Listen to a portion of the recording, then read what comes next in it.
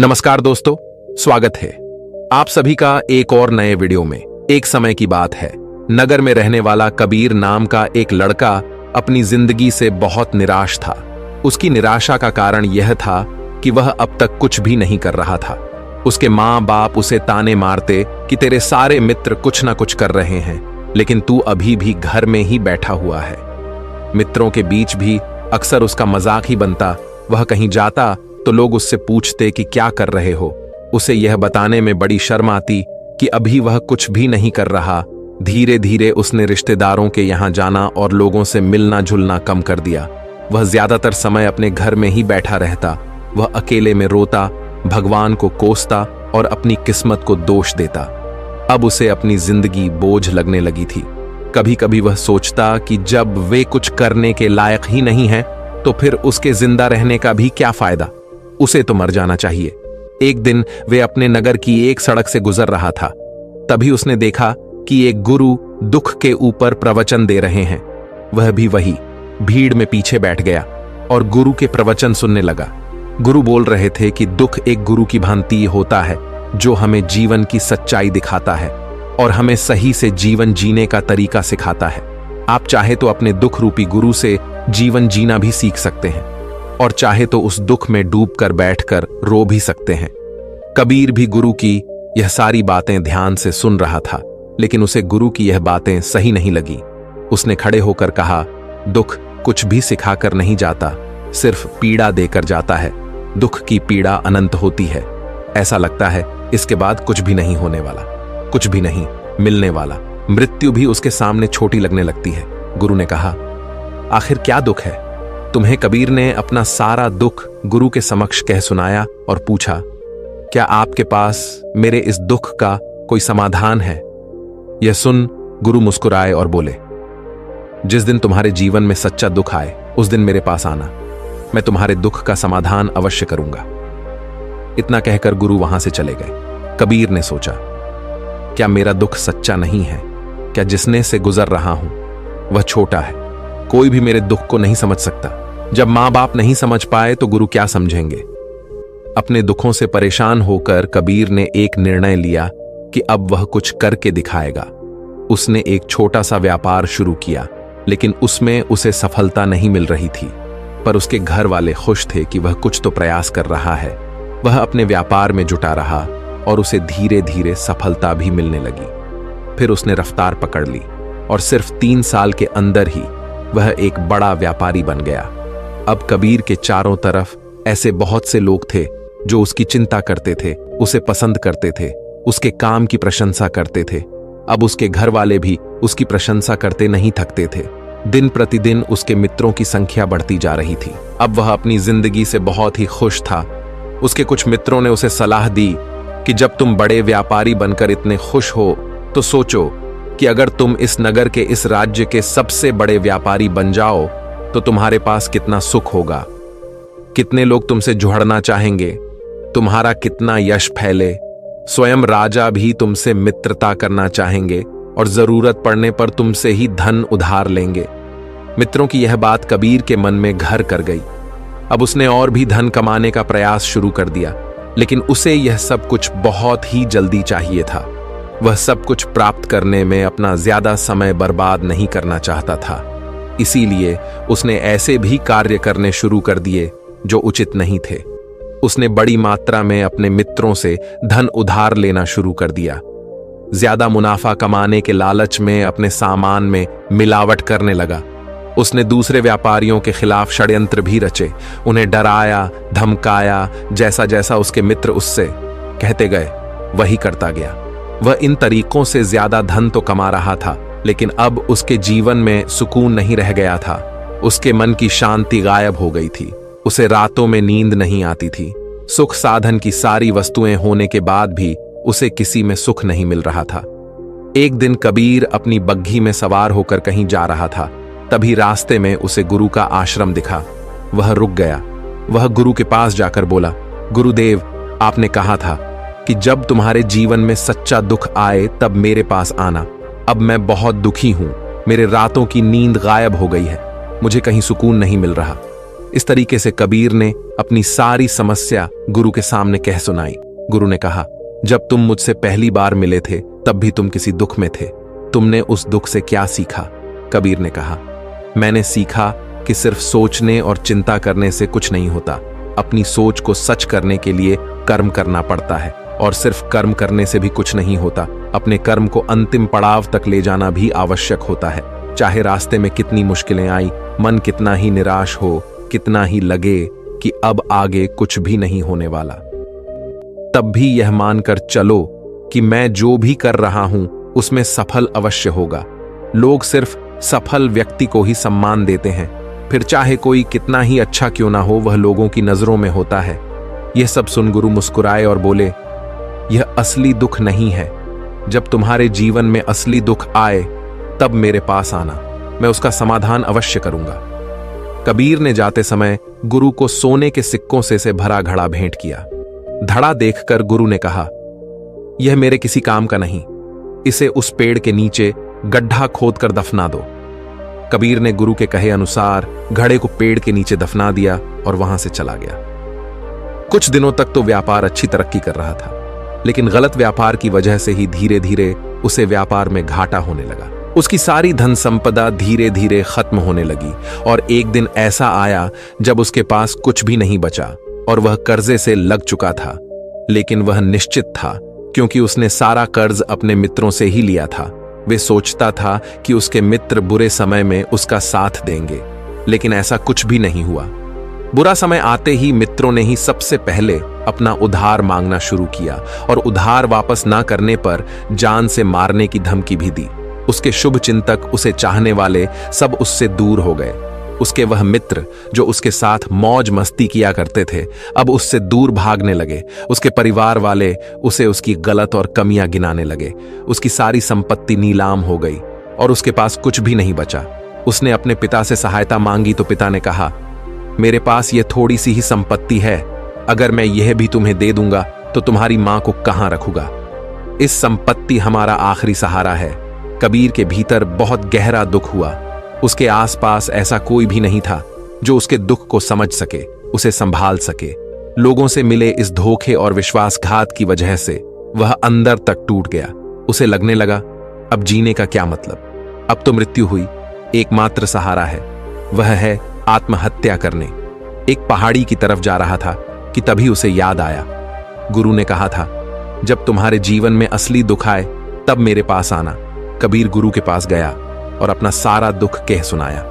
वहीं आंखों में आंसू भरकर बोला, मेरे इस दुख का समाधान कीजिए। गुरु ने कहा, जब तुम्हारे जीवन में असली दुख आए तब मेरे पास आना, मैं उसका समाधान अवश्य करूंगा। कबीर ने कहा, क्या अभी जो मेरे जीवन में घट रहा है वह दुख नहीं है? आखिर असली दुख होता क्या है गुरुदेव? गुरु ने कहा, सबसे पहले तुम यह बताओ कि तुमने अपने इस दुख से क्या सीखा? कबीर ने कहा, मैंने सीखा कि जो लोग हमारी सफलता, हमारी तरक्की की वजह से हमारे जीवन में आए हैं, वह हमें धोखा अवश्य देंगे, क्योंकि वह बुरे समय में हमारे साथ खड़े नहीं होंगे। वह केवल अच्छे समय में हमारा फायदा उठाएंगे और बुरे समय में छोड़कर चले जाएंगे। भरोसा केवल उन्हीं लोगों पर करना चाहिए जो हमारे बुरे समय में, असफलता के समय में हमारे साथ खड़े रहते हैं। लेकिन ऐसे लोग बहुत ही कम होते हैं, पर जिसके पास होते हैं उन्हें उनकी कदर करनी चाहिए, उनका अपमान नहीं करना चाहिए। मैंने यह भी सीखा कि कभी किसी के खिलाफ षड्यंत्र नहीं रचना चाहिए। ईमानदारी और धैर्य के साथ अपना काम करना चाहिए और कभी लालच नहीं करनी चाहिए। अपना सारा दुख और अनुभव बताने के बाद कबीर की आंखों में आंसू भरकर गुरु के सामने बैठा रहा। थोड़ी देर बाद गुरु उठे और उस पेड़ के नीचे गड्ढा खोदकर वह घड़ा बाहर निकाला जो सोने के सिक्कों से भरा हुआ था, और उसे कबीर को दे दिया और कहा, जब तुम्हारे जीवन में असली दुख आए तब मेरे पास आना। कबीर ने गुरु को धन्यवाद दिया और उन्हें प्रणाम कर वहां से चला गया। उसने उस धन से एक छोटा व्यापार शुरू किया। अब वह एक छोटा व्यापारी बनकर भी खुश था। उसने पूरी लगन और ईमानदारी से व्यापार किया। देखते ही देखते वह अपने नगर का फिर एक बड़ा व्यापारी बन गया। उसका जीवन खुशियों और सुविधाओं से भर गया। लेकिन कोई कितना भी अच्छा हो, कितना भी अच्छा काम करें, दान करें, पुण्य करें, लोगों की मदद करें, लेकिन जीवन में दुख तो आता ही है। तो कबीर के जीवन में भी दुख आया। उसके माता पिता की मृत्यु के रूप में वह दोनों एक ही दिन मृत्यु को प्राप्त हो गए। कबीर अपने माता पिता से बहुत प्रेम करता था, इसलिए उसे उनकी मृत्यु से बहुत गहरा आघात पहुंचा। वह उन दोनों के पार्थिव शरीर को शमशान घाट ले गया, जहां उनकी अंतिम क्रिया की गई। वहां उसने अपने माता पिता के शरीर को जलते हुए देखा तो उसका मन बेचैन हो गया। उसके अंदर बहुत से प्रश्न उठने लगे हैं। घर वापस आया तो उसने अपने माता पिता के घर और संपत्ति को देखा, जिसके लिए उसके पिता हमेशा लड़ते रहते थे। आज वह लावारिस पड़ी है। आज उसकी देखरेख करने वाले, उसके लिए लड़ने वाले इस दुनिया से चले गए। उसके पिता ने जो भी कमाया था, जो भी बनाया था, वो सब यहीं रह गया था। एक दिन पहले तक किसी से भी अपनी संपत्ति के लिए लड़ जाने वाले उसके पिता आज खुद इस दुनिया से अलविदा हो गए थे। उसका मन इसी तरह के अनेक विचारों के भन में फंसा हुआ था। उसे अंदर से अकेलापन और डर महसूस हो रहा था। उसे कुछ खालीपन सा महसूस हो रहा था। उसे लग रहा था कुछ तो है जिससे वह समझ नहीं पा रहा। इसीलिए वह गुरु के पास गया। उसे देखते हुए गुरु ने कहा, क्या जीवन में कोई दुख है? कबीर ने कहा, वैसे तो जीवन में कोई दुख नहीं है गुरुदेव, सब सुख है, सब अच्छा चल रहा है, लेकिन आज मेरे माता पिता की मृत्यु हो गई। इस घटना से मेरा मन बहुत दुखी और बेचैन है। गुरु ने कहा, इसमें दुखी होने वाली कौन सी बात है? एक दिन तो सभी के प्रियजनों को मरना ही है। हमेशा जीवित ना तो कोई रहा है और ना ही कोई रहेगा। एक दिन तो तुम्हें भी मरना ही है। हो सकता है कल ही मर जाओ या आज भी मर सकते हो। कबीर ने कहा, यह आप क्या कह रहे हैं गुरुदेव कि मैं भी मर जाऊंगा, पर मैं तो अभी जवान हूं। गुरु ने कहा, इस भ्रम में तो सभी जी रहे हैं कि मृत्यु दूसरों को आती है, बूढ़ों को आती है, लेकिन बूढ़ों के सामने ही जवान मर जाते हैं, बच्चे मर जाते हैं। मृत्यु का किसी की उम्र से कोई संबंध नहीं है, तो सबको अपना बना लेती हैं। गुरु की यह बातें कबीर के मन में घर कर गईं और वह चुपचाप वहां से चला गया। लेकिन उसका मन अब भी बेचैन था। अब भी था, वह कुछ खालीपन सा महसूस कर रहा था। वह पूरे दिन अपने बारे में सोचता रहता कि वह कौन है, इस दुनिया में क्यों आया है, क्या सिर्फ चीजों का उपयोग करना और मरना ही जीवन का लक्ष्य है? ऐसे ही बहुत से प्रश्न उसके मन में लगातार उठ रहे थे, लेकिन उसे अपने किसी भी प्रश्न का उत्तर नहीं मिल पा रहा था और उसका दुख दिन प्रतिदिन बढ़ता जा रहा था। इसीलिए कुछ दिनों बाद वह फिर गुरु के पास पहुंचा और बोला, गुरुदेव, मैं बहुत दुखी हूं, क्योंकि मैं यह नहीं जान पा रहा हूं कि मैं कौन हूं और इस दुनिया में क्यों आया हूं। यह सुन गुरु मुस्कुराए और बोले, आज पहली बार तुम्हारे जीवन में सच्चा दुख पैदा हुआ है। वास्तव में यही है जो दुख कहलाने के लायक है, कि हमें पता नहीं कि हम कौन हैं, क्यों आए हैं, क्या करना है, कैसे करना है।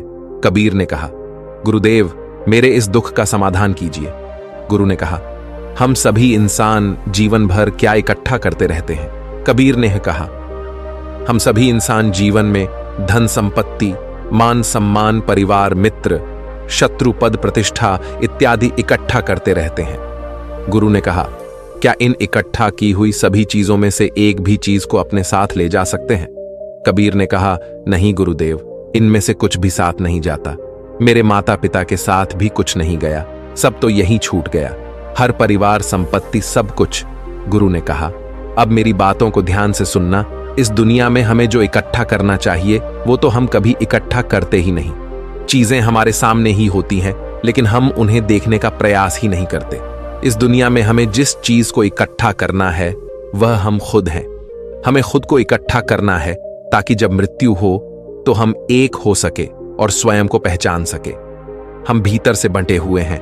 हम बंटे हुए हैं प्रेम में, नफरत में, क्रोध में, जलन में, क्रूरता में, धन में, संपत्ति में, पद में, प्रतिष्ठा में, मान में, पहचान में, धर्म में, जाति में, ऐसे ही सैकड़ों हजारों चीजों, और वास्तव में हम बंटे हुए हैं। हम टुकड़े में जीवन जी रहे हैं। इस बंटवारे की वजह से हमारी चेतना कभी एक नहीं हो पाती। हमारी चेतना शक्ति बिखर गई है। इसीलिए हमारे पास इतना भी समय नहीं है, इतनी भी ऊर्जा नहीं है कि हम मुड़कर एक बार अपने भीतर देख सकें। वास्तव में जिस धन की कमी, सुविधाओं की कमी, मान सम्मान की कमी को लोग दुख समझते हैं और जीवन भर उसे दुख बोलकर रोते रहते हैं और उनका समाधान खोजने का प्रयास करते रहते हैं, उन्हें उसका समाधान कभी मिलेगा ही नहीं। क्योंकि जिन्हें लोग दुख कहते हैं वह असली दुख है ही नहीं। वह तो सिर्फ इंसान की चाहत है उसकी इच्छा है जिसकी पूर्ति कभी नहीं की जा सकती। इसीलिए यहां व्यक्ति को ऐसे दुखों का कभी समाधान मिला ही नहीं।